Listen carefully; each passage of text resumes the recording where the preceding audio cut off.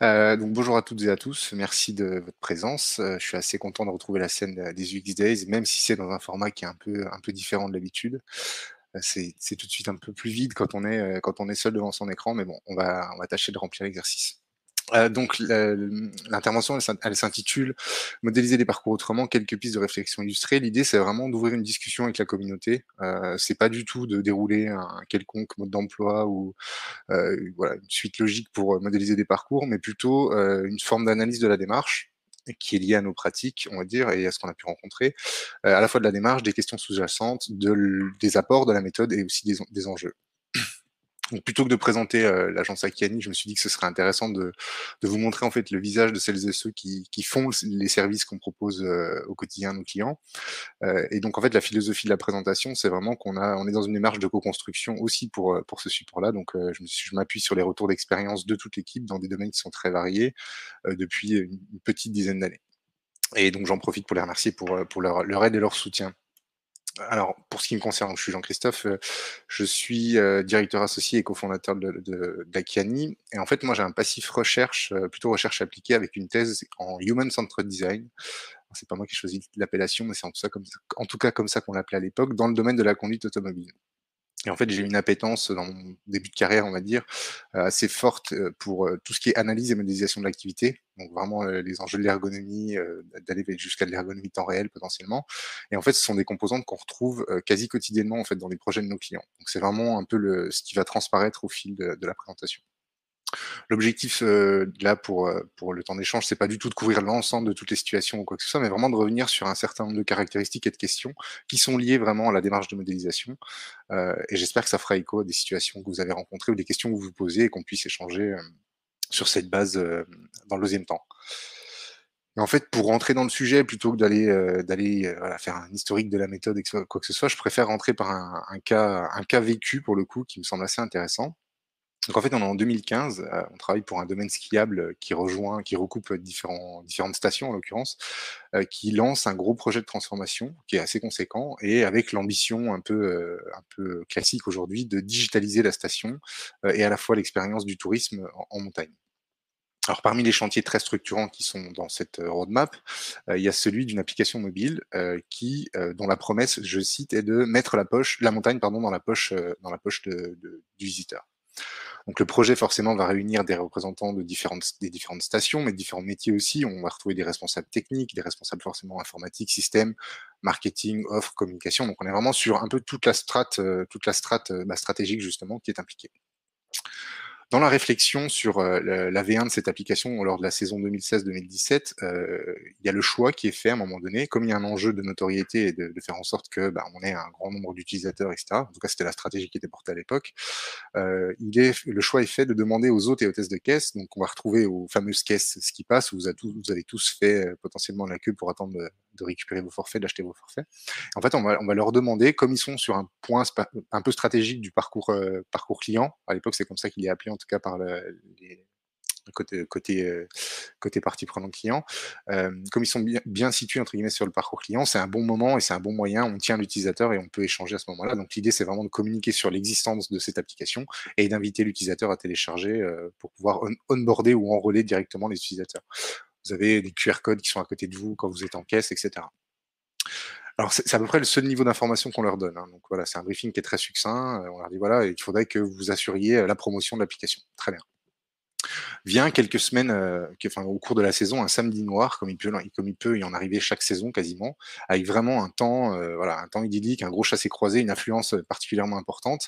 Et là, forcément, un des goulots d'étranglement, un des points de blocage, c'est ces fameuses caisses, ce sont ces fameuses caisses qui passent, où il y a beaucoup d'attentes. Donc on a le temps d'attente qui s'allonge, qui s'allonge, qui s'allonge.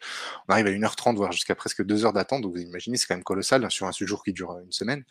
Et donc en fait, vous avez une personne côté caisse qui, pensant bien faire, se dit bah tiens, en fait, ce qu'on va faire, comme on prend des supports magnétiques rechargeables, qu'on les charge et qu'on les donne aux utilisateurs, il y a cette application, on va donner les supports rechargeables et on va inviter les gens à charger tranquillement depuis leur hôtel ou depuis leur chalet leur forfait. Alors ça semble forcément une très bonne idée. Beaucoup de gens sont séduits sur place, donc voilà, la file se divise. Il y en a une bonne partie qui rentre chez eux, l'autre partie qui continue de faire la queue. Le seul problème derrière tout ça, c'est que dans le MVP, cette première version de l'application, la seule fonctionnalité qui n'est pas intégrée, je vous laisse deviner, c'était l'achat de nouveaux forfaits. Puisqu'en fait, il y avait des enjeux techniques qui étaient un peu plus complexes que prévu, donc ça n'avait pas été intégré dans le premier périmètre. Sauf que cette information-là n'avait pas du tout été partagée. On avait juste dit, voilà, il y a ce projet-là d'application qui, in fine, fera telle et telle chose. Il faut que vous commenciez, on a une première version, il faut que vous commenciez à en parler. Donc, je vous laisse imaginer une petite seconde ce qui se passe quand vous prenez 200 personnes qui ont déjà patienté pendant 1 heure potentiellement dans le froid et autres, qu'on leur dit rentrez chez vous, tout va bien se passer, et qui derrière se retrouvent bloqués. Enfin, voilà. Donc vous imaginez l'effet boomerang que ça peut générer. En fait, cet exemple, c'est un vrai cas d'école qui permet à lui seul d'illustrer 3 grandes idées qu'on va essayer de dérouler là dans la suite de la présentation. La première, c'est que la modélisation des parcours, elle est vraiment nécessaire. Et comme toute démarche de modélisation, elle pose certaines questions. C'est ce qu'on va voir dans la première partie. D'un autre côté, l'expérience, elle doit être appréhendée dans son ensemble, et pas seulement du point de vue des points de contact qui sont plutôt en front, avec les utilisateurs finaux, qui est un peu ce qu'on voit ici. Et surtout, et enfin, pardon, l'apport majeur de ces démarches, qui est de doter en fait l'organisation d'une sorte de référentiel commun, quelque chose qui permet d'aligner les visions, et ça aussi, on va le développer plus en détail. Donc si on se pose d'abord la question en quoi modéliser les parcours est une nécessité, ben, le premier point, moi, qui me vient en tête, c'est de se dire, OK, pour savoir si c'est nécessaire, quelles sont les alternatives? Aujourd'hui, si on remonte un petit peu le fil de ce qu'on conçoit, notamment dans le digital, pour prendre que cet exemple, on a une maquette. Avant cette maquette, on a des wireframes. Avant ces wireframes, on a des listes de fonctionnalités, une liste de fonctionnalités, product backlog éventuellement. On aura une arborescence, on aura une user flow. Et avant, qu'est-ce qu'il y a en fait? Dans quoi ça s'encarne, dans quoi ça s'intègre, et sur quoi ça se base concrètement pour passer d'un usage d'une activité complexe et de l'expérience de l'utilisateur dans différents domaines pour l'utilisation de ce service. Notre métier concrètement, ça va être de concevoir des produits et des services qui doivent s'articuler intelligemment avec ces besoins-là. Et qui dit s'articuler intelligemment, bah, empêche un peu de regarder ça par le petit bout de la lorgnette, quoi. On est vraiment obligé, on a cette nécessité en fait d'ancrer la conception dans l'activité, dans les activités, et c'est l'essence même de la démarche. Donc, quand il s'agit de prendre de la hauteur, comme c'était évoqué par les personnes qui parlaient juste avant moi, il s'agit de prendre de la hauteur, de comprendre dans quoi s'inscrit une solution, d'avoir une vision un peu plus globale, et de pas être juste dans l'aspect solutionnisme micrométrique, comme on pourrait le dire. En fait, au final, il n'y a pas beaucoup d'autres alternatives que ça, quoi. Pour avoir une vue globale, au final, on est un peu contraint de passer par cette logique de modélisation. Donc c'est nécessaire, on est d'accord, mais le monde, il est complexe. Ça aussi, on en est parfaitement d'accord. Il est de plus en plus complexe d'ailleurs. La complexité, elle est déjà très forte au niveau individuel. Nous-mêmes, en tant qu'êtres pensants, on a des activités qui sont éminemment complexes. Si on ajoute à ça la diversité entre nous, plus la dynamique avec une multitude d'acteurs qui vont être en interaction, un ensemble de flux, de stimuli, etc., bah, là, d'un seul coup, on voit que ça explose et que ça devient exponentiellement complexe. Donc en fait, modéliser, ça va consister à tenter de passer de cette complexité-là d'un monde dynamique à une représentation qui se veut plutôt synthétique, simplifiée, avec l'enjeu de donner une vue d'ensemble. Et très clairement, hein, intercepter tous les flux, traiter tous les stimuli du monde qui nous entoure, c'est pas possible. Et ce qui est intéressant, c'est que notre cerveau lui-même n'est pas capable de faire ça. Et on avait pris la parole plusieurs fois sur des questions de modèles mentaux. On est vraiment dans cette idée-là, en fait. Nous, on voit le parcours comme un modèle, et on va en parler juste après, notamment de en quoi c'est un modèle. On prend le parcours comme un modèle, c'est-à-dire que c'est quelque chose qui est une vision simplifiée du monde qui nous entoure, et pour autant, on a la capacité de faire sens à partir de ce modèle-là. Donc très concrètement, modéliser, c'est simplifier le réel. Donc j'ai pris une image qu'on a d'une session dans un atelier de sérigraphie. C'est vraiment ça, cette idée-là. On parle beaucoup de remettre à plat le parcours. Donc c'est un peu cette idée-là, c'est d'écraser une expérience, en gros, quelque chose qui est très multidimension, etc. Et essayer d'en tracer un maximum des contours sur quelque chose qui est contraint en termes de dimension. On est sur quelque chose de plat en 2 dimensions. Et c'est assez proche vraiment de la démarche de mise à plat. On va identifier en fait l'empreinte qu'on va vouloir calquer en fait sur la lecture du monde, et essayer d'aplatir un certain nombre de choses. Donc, très concrètement, écraser le réel. Quand je dis écraser le réel sur une feuille de papier pour schématiser, euh, et on fait ça avec nos cerveaux, ça donne pas mal de contraintes. Alors en gros, ce qu'il va s'agir de faire, c'est de décomposer un ensemble de séquences. Alors la décomposition, elle est assez arbitraire fondamentalement. Le choix de séquençage qu'on va faire, il peut être vraiment assez varié. Et en gros, en fonction de l'objet qu'on va étudier ou de la finalité de ce qui nous incombe, ça va être de dire voilà, je vais faire refléter des éléments qui sont liés à l'expérience, qui sont parfois du besoin, parfois des points bloquants, et en général surtout les opportunités que je vais y associer. Et en fait, on a vraiment cette limitation-là de la deux dimensions, quoi. C'est une abstraction qui se fait par le cerveau humain. On peut pas faire plus, entre guillemets. On a des supports aussi qui vont être assez statiques au final. Donc, on n'a pas le choix que de faire des simplifications, de couper un peu dans les virages, et d'avoir l'impossibilité complète d'être exhaustif. Et c'est assez intéressant parce que le modèle déforme le réel, mais c'est pas pour autant qu'il n'a pas de valeur. Et c'est vraiment intéressant de s'attarder quelques secondes là-dessus, puisque c'est vraiment le sens. On avait abordé notamment la question du besoin, la représentation du besoin, avec l'exemple des stations de ski et des plans. Je pense que vous avez tous remarqué que ces plans ont une certaine patte et se ressemblent d'une certaine manière. C'est pas par hasard, parce qu'en fait, il y a un monsieur qui s'appelle Pierre Nova qui a beaucoup travaillé sur ces représentations-là, avec un double jeu, en fait, à la fois, forcément une capacité qu'il avait à croquer, l'environnement à partir notamment de photos qui étaient prises depuis un hélicoptère, mais aussi d'intégrer là-dedans, ce que voulaient véhiculer, les gens qui sont en charge de l'image de la station. Alors potentiellement, une dimension très, sportive avec des fortes déclivités, une dimension très nature avec, des espaces naturels, ce genre de choses. Et donc vraiment de jouer un peu sur ce double niveau-là, quoi. Déformer une réalité, amplifier, modeler, remodeler, réagencer, reprioriser potentiellement. Donc, et l'extrait qui sort de la revue Géographie alpine, c'est qu'en gros, il parlait de distorsion permanente des distances, des directions, des hauteurs, des profondeurs de champ. J'ai parlé des déclivités aussi. On est vraiment dans quelque chose qui est réinterprété potentiellement. Et le modèle, il n'est pas là pour être parfait, il n'est pas là pour être exhaustif non plus, il est même pas là pour être juste totalement, en tout cas. La seule définition, enfin en gros, le seul enjeu qu'il porte, c'est de pouvoir y intégrer, y faire apparaître ce qui nous pense enfin avoir du sens côté ceux qui délivrent le service potentiellement, et d'un autre côté de permettre à celui qui va le lire aussi d'y trouver un peu son compte. Donc, il faut vraiment assumer et accepter ça. C'est un processus qui est, c'est inhérent au processus. Modéliser, c'est choisir. Et on dit souvent choisir, c'est renoncer aussi, donc on ne peut pas tout couvrir. Et ce que je disais, c'est qu'un modèle même incomplet ou même rudimentaire vaut mieux que pas de modèle du tout. Donc forcément, modéliser, ça pose un certain nombre de questions, et on a parlé tout à l'heure de la contrainte de 2 dimensions. Il y a en lien avec l'expérience, l'espace et le temps sont 2 choses qui sont très liées à ces questions-là. Sauf que quand on est dans une approche de modélisation de parcours, on doit faire un choix, puisque faire le choix de représenter l'espace, c'est prendre la place du temps potentiellement. On n'a que 2 dimensions une fois de plus, donc on a vraiment cette difficulté-là. Parmi les autres points qui sont intéressants, il y a la notion de canaux. Ça aussi, c'est important quand on parle d'expériences cross-canal ou de parcours croisés qui vont mêler des usages numériques dans un monde physique, etc. Si on essaye en fait d'intégrer ces notions de parcours, de canaux, pardon, au sein du parcours, ben on va complètement faire augmenter la complexité aussi. Donc dès qu'on essaye de rajouter, d'incrémenter avec une information supplémentaire, on va gréver directement la lisibilité et on va augmenter la complexité. Donc ça, c'est vraiment un sujet qui est important parce qu'il faut pouvoir faire des choix. Parfois, ça a plus de sens de poser les notions de canaux et de passage d'un canal à un autre. Parfois, ce sera les personas, comme on en parlera un peu après. Dans les autres points qui sont importants, il y a la notion de séquentialité, puisqu'on fait ce choix-là de lister les étapes qui se suivent. Alors, c'est assez cohérent quand on parle du système et de la façon dont il fonctionne. Voilà, on a différentes étapes et en face de chacune des étapes, on va prodiguer un service et notre système va pouvoir y répondre. Par contre, quand on est du point de vue de l'usage ou de l'expérience vécue, c'est un peu plus compliqué. Très concrètement, on a du mal à avoir un utilisateur qu'on va prendre du point de départ au point d'arrivée et qu'on va suivre sur l'ensemble de la démarche. On va plutôt avoir des morceaux qui vont être identifiés, analysés avec certains utilisateurs, et en fait, on va faire un espèce de patchwork de ça. Là, il y a quand même une grosse hypothèse de continuité et d'enchâssement ou d'enchaînement entre ces blocs-là. Et puis le dernier point, c'est la question de la rupture expérientielle, ce qu'on évoquait un petit peu avant. Donc, par exemple, la première utilisation d'un service en autonomie sur votre téléphone sera pas du tout la même chose que si vous êtes accompagné de quelqu'un qui va vous montrer, vous embarquer, vous donner tout de suite un petit peu les raccourcis. Ça va forcément influencer la suite du parcours. Donc, on est vraiment dans cette idée-là de, d'enchaînement, de séquentialité et de continuité.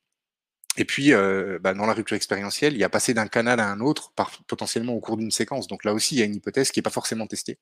C'est vraiment de se dire comment mon système peut avoir une vue un peu globale en disant attention, dans cette phase-là, j'ai collecté telle et telle information par le téléphone, par exemple, et là, il va aller rencontrer un opérateur en physique, par exemple. Donc, cette question-là de la continuité d'une étape à une autre, elle est souvent pas abordée en détail.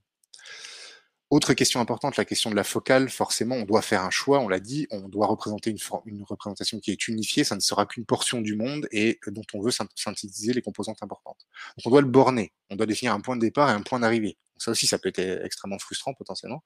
Mais savoir le jusqu'où on remonte et jusqu'où on va après, ça fait partie intégrante de l'exercice. Ça pose vraiment le cadre et ça définit le séquencement qu'on découpe.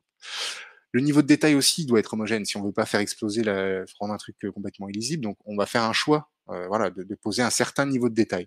Par contre, ce qu'on voit, et par l'expérience, c'est qu'on a très souvent besoin d'aller plus en profondeur sur une étape ou d'aller potentiellement moins en profondeur sur une autre. Donc cette idée de zoom avant, zoom arrière, avec des formalismes complémentaires comme, je sais pas moi, du storyboard ou autre, est très intéressante à considérer. Forcément, parler des parcours m'amène à parler des modèles mentaux, puisque je vous l'ai dit, pour moi, on fonctionne vraiment avec des modèles mentaux et en fait, on passe d'un parcours à un autre ou de modèles mentaux en modèles mentaux en fonction des outils ou des services qu'on va utiliser. Et ce qui est assez intéressant, c'est qu'en fait, les modèles mentaux vont se calquer un peu sur les modèles de parcours qui sont proposés par les produits et les services qu'on utilise justement. Donc il y a une notion de standardisation un peu des modèles mentaux par la standardisation des parcours. Donc c'est aussi c'est ça qui, moi, m'amène à appuyer sur l'intérêt d'aller faire du benchmark. Alors attention, faire du benchmark, pas nécessairement dans la concurrence directe ou autre, mais plutôt pour voir un petit peu quels sont les référentiels existants aujourd'hui, sur quoi on peut s'appuyer, qu'est-ce qu'on est capable de demander à un utilisateur de faire, comment il va appréhender telle et telle situation. Donc ça, c'est l'effet plutôt positif du benchmark. Il y aurait un effet plutôt négatif qui serait de tout lisser en répliquant à l'infini des parcours qui fonctionnent dans tel ou tel domaine. Donc c'est bien l'idée de connaître les référentiels, mais pas de copier les références. Et deux dernières questions qui me semblent importantes, c'est l'idée du côté très isolé en fait. Euh, Parce qu'une fois de plus, quand on fait ce travail de cette démarche de modélisation, on va s'intéresser d'abord à ce qu'il y a sous notre nez, ce qu'on maîtrise, mais on sait que ce qui est avant ou ce qui vient après va influencer aussi l'expérience. On n'en a pas la prise, on n'a pas l'emprise directe, mais ça contribue directement à la façon dont on va être jugé potentiellement de service. Donc en fait, on n'est pas vraiment isolé. Et en fait, ce que nous disent certains de nos clients, c'est qu'à faire ce travail-là de bien identifier les chemins qui mènent chez eux, entre guillemets, et comment ça se passe à l'intérieur de leur périmètre, en fait, on se retrouve avec une vraie question de dire, en fait, on a un ensemble de points qui sont isolés ou d'îles potentiellement isolées, qui ont toutes des chemins qui permettent de rentrer ou de sortir, et on se pose rarement la question de dire comment j'aligne en fait un peu les planètes, quoi. Comment je fais en sorte, par exemple, avec un ensemble de bonnes pratiques ou je ne sais quoi, de pouvoir faciliter l'enchaînement d'un parcours à un autre. Et puis pour finir sur les questions, il y a évidemment le sujet des personas et des parcours. Qu'est-ce que ça permet d'apporter? Pour être très bref, en gros, la logique d'être spécifique à une typologie, va au final permettre de dégager plus d'opportunités que si on était resté au niveau très très spécifique. Donc c'est important de contextualiser aussi par les typologies d'usage et d'attente qui vont être spécifiques à ces profils-là. Et au-delà de ça, ça permet aussi d'amener un niveau de détail plus fin qui va aussi aider à l'appropriation du livrable par les équipes projet notamment. Donc ça, c'est vraiment pour toute la première partie sur la nécessité et les questions associées. Et quand on parle de modéliser l'expérience dans son ensemble, je pense que l'important, c'est de revenir un petit peu à un référentiel qu'on peut avoir nous tous, je pense, en tant que praticien côté UX. Alors, il y a eu le Customer Journey Mapping qui vient plutôt du marketing et qui a eu son équivalent, en gros, côté design d'expérience, qui est l'expérience map. Alors, je vous ai mis celle de Rail Europe, qui est éminemment connue, qui a beaucoup circulé, faite par Adaptive Pass, parce que c'est un peu ce qui fait étalon aujourd'hui en termes de formalisme, donc l'expérience mapping. Donc ça fait référence, on en a beaucoup pratiqué aussi, mais ce qu'on voit, c'est qu'on en pratique de moins en moins, et il y a une raison à ça en fait, c'est qu'il y a une forme de mise à plat qui est nécessaire, qui est très intéressante, mais on a vraiment une forme de faiblesse pour donner un peu la profondeur de l'expérience. C'est pas vraiment le bon candidat en fait. On se retrouve assez limité, comme je disais en introduction, sur les points de contact un peu en front. Et en fait, c'est totalement sous-représenté vis-à-vis des utilisateurs qui font le système. Et ça, on les oublie un petit peu. Et ça m'amène à revenir un petit peu à l'historique, puisque aujourd'hui, on travaille majoritairement dans du service. Donc très clairement, on intervient sur un système qu'on va dire socio-technique. Et dans socio-technique, il y a le côté social. En fait, la démarche, elle est vraiment de dire qu'il y a une relation qui va être d'un humain à un humain par l'intermédiaire d'une machine. C'est une relation qui va être médiatisée par la machine. Et quand on est dans ce type de philosophie-là ou ce type de contexte-là, on a la nécessité en fait d'impliquer les utilisateurs des deux côtés en fait de la machine et pas uniquement l'utilisateur final. Ce qui était vrai historiquement, ce qu'on montre ici avec un cockpit de Concorde ou d'Airbus Airbus A220, ce qui était tout à fait historiquement justifié pour la conception de systèmes qui sont éminemment techniques, voire même 100% techniques avec des opérateurs très qualifiés en face. Cette démarche puriste de dire que c'est l'utilisateur final seul qui doit être représenté et c'est à ça qu'on va se cantonner, et voilà, donc ça se justifie pleinement quand on est dans une relation humain-machine uniquement. Donc en fait, on a longtemps dit que c'était au système de s'adapter à l'utilisateur, ce qui est évidemment tout le monde accepte cette démarche, cette logique-là. mais le message s'est un petit peu déformé avec l'idée de l'utilisateur final. Et en fait, c'est oublié clairement que dans le système, il y a des utilisateurs qui sont internes, intermédiaires, contributeurs potentiellement, et qui vont faire partie intégrante de l'expérience. Et je prends un exemple d'un projet qu'on a réalisé pour un sujet de transformation digitale pour une plateforme de gestion des demandes liées au RH dans une institution. Alors c'est un exemple institutionnel, mais c'est très loin d'être le seul secteur qui fait face à ce genre d'écueil, le côté tunnelisé sur l'utilisateur final. Donc en gros, vous avez un service RH qui est au service justement des employés, qui a un gros sujet de problématique de satisfaction. Donc un projet se lance pardon, porté vraiment par les RH. Et en fait, la solution qui est directement adoptée, c'est de se dire, OK, en fait, il faut qu'on comprenne les besoins des employés, c'est vraiment eux qui doivent nous remonter ce dont ils ont besoin, et cetera. Et il y a une occultation totale de leurs besoins à eux en tant qu'agents qui vont être de l'autre côté de la machine justement et qui vont devoir gérer les demandes, gérer les statuts, et cetera. Différents aspects qui viennent avec leur activité.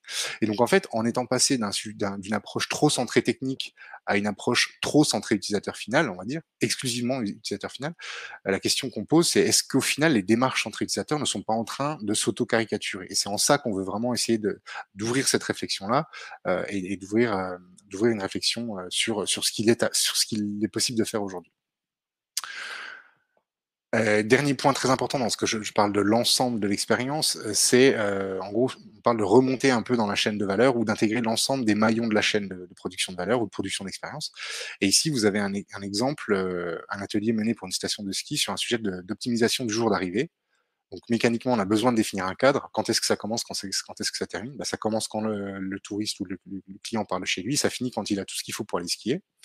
Et en fait, en remontant la chaîne de valeur, on va passer des niveaux stratégiques, tactiques, opérationnels. C'est un projet qui est porté par l'Office de tourisme, très bien, mais on va impliquer aussi, dans la grande largeur, les différents partenaires, les différents acteurs qui vont être implantés sur la station et qui vont concourir ou contribuer de façon plus ou moins directe, en fait, à l'expérience du jour d'arrivée. Et c'est comme ça qu'on se retrouve autour de la table avec des gens qui sont responsables de l'offre tour opérateur, directeurs de communication de l'Office du tourisme, conducteurs de navettes, conducteurs de funiculaires, loueurs de matériel, représentants d'un hébergement, opérateur de remontée mécanique, etc., etc. L'idée, c'est vraiment de, au sens large, favoriser la connaissance mutuelle, déconstruire certaines croyances, expliciter des choses qui n'étaient pas forcément, et en travaillant vraiment sur le niveau humain, certes, le niveau numérique, tangible, physique potentiellement, l'infrastructure et l'organisationnel, pas seulement un de ces points-là, vraiment une approche très systémique et englobante. Et donc la dernière section, c'est vraiment cette idée de référentiel commun qui est le truc sur lequel je pense que l'apport majoritaire de la démarche de modélisation est à mettre en avant. On parle vraiment d'impliquer les métiers, ce que je commençais à télévision, on va favoriser la connaissance mutuelle. En fait, ce qu'on va faire spontanément, c'est qu'on va casser un peu les silos, qui est une problématique que vous rencontrez probablement tous avec les clients avec lesquels vous interagissez aujourd'hui. Donc faire croiser des visions variées, c'est impliquer les gens autour de la table qui sont de métiers variés potentiellement. Il y a vraiment l'idée d'avoir une représentation à la fois business, stratégie, after sale, etc. Donc de mettre un maximum d'acteurs autour de la table, de bien veiller à maintenir cette vision commune tout au long de bout en bout en fait. C'est-à-dire qu'on doit s'assurer que la méthode de collecte et ce qu'on va aller chercher en termes de données d'exploration colle bien avec les questionnements, que le niveau de connaissance de ces données d'exploration est à peu près partagé, et que le niveau, la participation vraiment au processus de modélisation, qui est de partager les choix, les compromis, ce qui va figurer, ce qui figurera pas, ce qui sera mis en avant, moins mis en avant, que tout ça soit parfaitement partagé, pour que derrière, il y ait une appropriation, en se disant, OK, maintenant je retrouve un peu mes petits, j'ai suivi la démarche, et je peux m'aligner dans ce référentiel. C'est l'idée de créer un langage commun pour dialoguer. Là, je vous ai mis un exemple avec une vision très très technique dans un sujet sur le véhicule autonome où nous on a choisi de revenir, de créer en fait une forme de grammaire pour s'exprimer du point de vue du référentiel utilisateur. Donc quelle est la situation telle qu'elle est vécue et qui permet tout autant de qualifier ce que doit détecter des capteurs de perception et ce que va faire une interface avec l'utilisateur aussi, quoi. Là où ça a un intérêt, ce référentiel commun, c'est la notion d'action concertée, et ça, je trouve, c'est un élément qui est assez puissant. Je voulais vous donner un exemple. Le fait de connaître en fait l'ensemble des composants, leurs interactions, de lever un peu le nez, de prendre de la hauteur, d'identifier des jeux de dépendance, mais aussi des opportunités communes, ça amène par exemple un festival comme le Paléo Festival, qui a plusieurs secteurs, qui est divisé en secteurs, hein. Au final, on retrouve cette logique de silo quasiment, notamment un secteur accueil et un secteur ou service accueil et un service sécurité. Et en fait, ils ont eu la réflexion, plutôt que de se dire on va être en concurrence, parce qu'en fait, l'utilisateur, le festivalier en l'occurrence, a une bande passante qui est limitée, on peut pas communiquer indéfiniment avec lui, et on a un certain nombre d'informations à faire passer. Et bien, ce qui a été fait, que je trouve assez brillant, c'est de se dire on a tout intérêt à mutualiser en fait nos enjeux, à mutualiser la représentation commune des besoins qu'on va avoir pour optimiser justement dans les points de contact le niveau d'information qu'on va faire passer. Et en fait, ils sont vraiment dans une démarche de montée progressive en compétences, on pourrait dire, ou en conditions opérationnelles de vivre l'expérience, avec justement plus le parcours avance entre guillemets, plus on va s'assurer que les bonnes informations sont disponibles au bon moment pour pouvoir passer à l'étape suivante. Savoir que quand je vais arriver au contrôle, il va se passer ça, etc. Donc, il y a vraiment cette idée de ça, c'est de monter en puissance qui est orchestrée de façon assez brillante et qui se fait vraiment de façon progressive. Et ça, c'est possible uniquement parce ils ont ce référentiel commun qui est le parcours. Et donc, anticiper l'état futur du monde, ça, c'est vraiment l'exploitation qu'on a. On a vu le côté démarche concertée. Moi, je recoupe un peu cette vision-là à ce qu'on appelle la conscience de la situation et une forme de conscience de la situation partagée, qui est en gros de se dire qu'on observe le monde, on va pouvoir le lire un peu tous de la même façon parce qu'on a notre grille de lecture qui est commune. Et d'un autre côté, on va être capable de simuler un petit peu ce qui va se passer si je fais bouger tel et tel curseur. Donc, ça va permettre que chacun va y trouver des éléments qui va lui faire reconstruire sa propre représentation du système.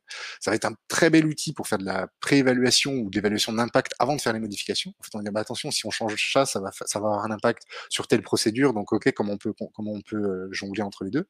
Et en fait, c'est un très bel outil pour prioriser, arbitrer, planifier et faire les choix en fait en fonction des objectifs, un peu en connaissance de cause, quoi. Et on arrive vers la fin. Alors pour vous montrer à quoi ça ressemble, je suis désolé, je vous ai pas mis des exemples plein écran, ce sont des livrables clients, donc c'est un peu compliqué. Mais en gros, nous, on a eu ce besoin en fait d'hybridation, alors pas forcément souhaité, mais qui s'est imposé par rapport aux enjeux que nos clients nous apportaient au fur et à mesure. Et donc en fait, on a eu cette espèce d'hybridation où on va retrouver à la fois des caractéristiques qui viennent du service Blueprint, notamment sur l'axe verticale des couches d'acteurs, mais vraiment tous les utilisateurs et pas seulement l'utilisateur final. Sur l'axe horizontal, on va retrouver un peu ce qu'on a dans une expérience map, qui est un phasage, donc une décomposition en séquence. Et en fait, ce qu'on retrouve au milieu, c'est vraiment un modèle de l'activité. Et ça peut prendre différentes formes. On s'est inspiré de ce qui existe. Ça peut être des modèles de flux, ça peut être des diagrammes d'activité, ça peut être des logiques de logigrammes, de médiation de l'activité par des supports, etc.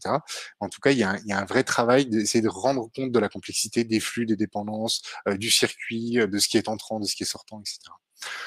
On a eu l'occasion de le décliner pour différents domaines. Alors, vous avez en haut à gauche pour une PME qui veut lancer une nouvelle offre. Vous avez en bas à gauche pour un conservatoire qui veut créer un portail digital qui est multi-cible, qui va du grand public jusqu'aux partenaires en passant par les étudiants, les professeurs, le personnel. Et puis, vous avez sur la droite une réflexion pour un portail des associations. Et en fait, on s'est rendu compte qu'en faisant ce travail-là, alors en le faisant, on se dit: «Waouh, c'est super complexe, ça va vraiment être compliqué». Et enfin, ça va vraiment être, assez indigeste. Et en fait, ce qu'on voit, c'est qu'en termes de retour et de capacité à embarquer les équipes avec ce type de format-là, on retrouve l'idée on est exhaustif un petit peu du point de vue des utilisateurs qui sont, identifiés. Alors on a toujours les mêmes limitations sur le séquençage que dans une expérience map, mais par contre, au milieu de tout ça, on a vraiment des flux, de la complexité et ouais, du flux d'informations, du flux du processus. On peut modéliser tout un tas de choses. Là, en l'occurrence, les 3 présentations, les 3 exemples que je présente ne modélisent pas tout à fait les mêmes principes. Et donc du coup, au final, qu'est-ce qu'on doit retenir de tout ça? En tout cas, quelles sont les notes sur lesquelles, pardon, on souhaite vous laisser? Je pense que c'est assez clair, en tout cas, nous, on en est convaincus, c'est que modéliser les parcours va rendre les projets plus cohérents. Alors, j'ai hésité entre cohérent, riche, exhaustif, résilient, je sais pas à vrai dire, mais en tout cas, donner une vue d'ensemble, pas une vue exhaustive, mais une vue d'ensemble dans laquelle on a les dépendances, les enjeux croisés, les flux, les acteurs et tout ça qui sont correctement intégrés, ça devient vraiment un peu l'étalon. Ça rend tangible, en fait, une organisation. Et ça, c'est hyper important, justement, parce que ça rend tangible le travail des équipes et ça les réunit potentiellement autour d'un projet commun. Quand on dit la situation, elle est comme ça aujourd'hui, on souhaite qu'elle soit comme ça demain, c'est un très bon outil pour assurer cette médiation-là. Le 2e point un petit peu provoque, mais fondamentalement, on n'est pas enfin, c'est quand même dans l'air du temps, hein, voilà, on déboulonne les statuts et autres, mais il y a une vraie question à ce niveau-là, la question de l'utilisateur final. C'est très, très bien qu'on bénéficie d'une forme de notoriété d'existence, en fait, des démarches UX et des démarches centrées utilisateurs. Mais par contre, il faut faire très attention à cette dérive tout utilisateur final et que l'utilisateur final. Donc, à notre sens, il y a un vrai sujet aujourd'hui, à ce niveau-là, une vraie préoccupation potentiellement. Et ce qui est vraiment très important, c'est que la démarche, elle compte autant que le livrable. Ça permet vraiment de remettre à plat des choses au sein de l'organisation. On casse un peu les silos et ça, très honnêtement, ça fait vraiment du bien. On le voit, on nous le dit, on en perçoit vraiment l'apport direct. Ça fait se rencontrer les métiers, ça fait croiser les référentiels. Parfois, ce sont des outils qui sont inconnus des uns et des autres qui vont commencer à être mutualisés. Il y a des idées de convergence qui arrivent, ça crée des synergies, ça crée de l'échange. Bref, c'est quand même globalement gagnant-gagnant, y compris si le livrable peut faire l'objet de certains points de friction ou autres, la démarche en elle-même reste très intéressante. Et ça, c'est vraiment le message sur lequel j'ai envie de vous laisser, c'est que pour nous, de nouveaux livrables sont à inventer. On a tenté des choses, je vous ai montré très rapidement des choses qu'on pouvait explorer. Pour moi, il y a un vrai intérêt à ouvrir la réflexion au sein de la communauté. Il faut qu'on fasse évoluer nos pratiques, partager les réflexions et partager autour de tout ça. C'est tout ce que je voulais vous dire pour cette intervention. Merci beaucoup et j'espère que vous avez des questions, j'espère que ça vous parle et voilà, avec plaisir pour en parler.